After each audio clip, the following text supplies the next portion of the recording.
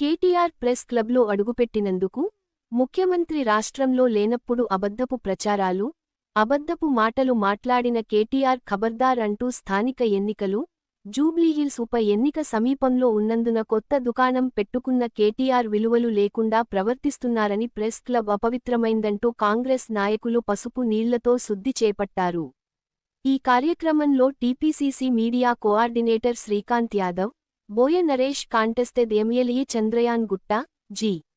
Devender Reddy, TPCC మాజీ secretary Naresh Somajiguda, contestant corporator Paramesh Yadav, youth Congress Khadeer Congress senior నాయకులు, Jagan Yadav Congress senior నాయకులు, Sunny Reddy youth Congress, Katuri Ramesh Jubilee Hills division president పాల్గొన్నారు.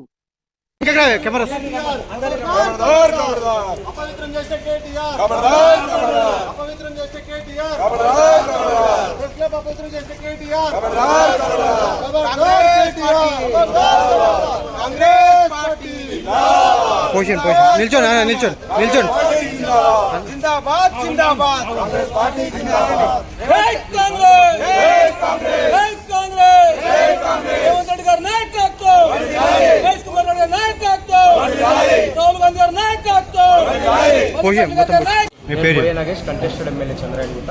ఈరోజు బీఆర్ఎస్ వర్కింగ్ ప్రెసిడెంట్ కేటీఆర్ గారు ఏదైతే వాళ్ళ బ్యాచ్ వేసుకొని ప్రెస్ క్లబ్ రావడం జరిగిందో, ప్రెస్ క్లబ్ అంటే మీడియా మిత్రులకు కానీ అదేవిధంగా ఎవరికన్నా అన్యాయం జరిగినప్పుడు వారి యొక్క గొంతును వినిపిస్తే అది రాష్ట్ర వ్యాప్తంగా, దేశవ్యాప్తంగా వినిపించే ఒక వేదికగా ఉంటుంది.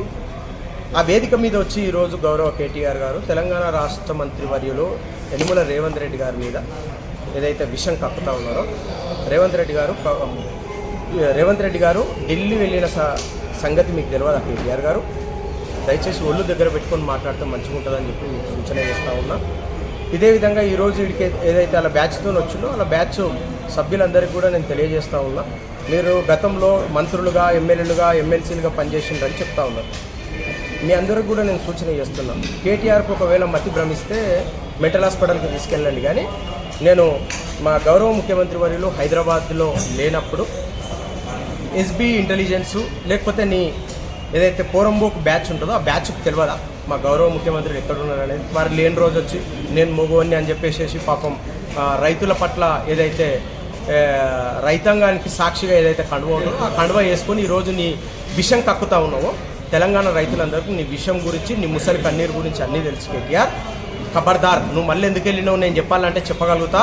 స్థానిక ఎలక్షన్స్ కానీ అదేవిధంగా జీహెచ్ఎంసీ ఎలక్షన్ కానీ జూబ్లీహిల్స్ ఎన్నిక దృష్టిలో పెట్టుకొని నువ్వు బ్యాచ్తో తిరుగుతూ ఉన్నావు. ఒకవేళ ఈరోజు కేటీఆర్ గారు ప్రస్తావన చేస్తూ ప్యాలెస్కు రమ్మంటారు, మీ ఇంటికి రావాలా ప్యాలెస్కు రావాలా అంటుంది. ప్యాలెస్లో బాపతి నీది.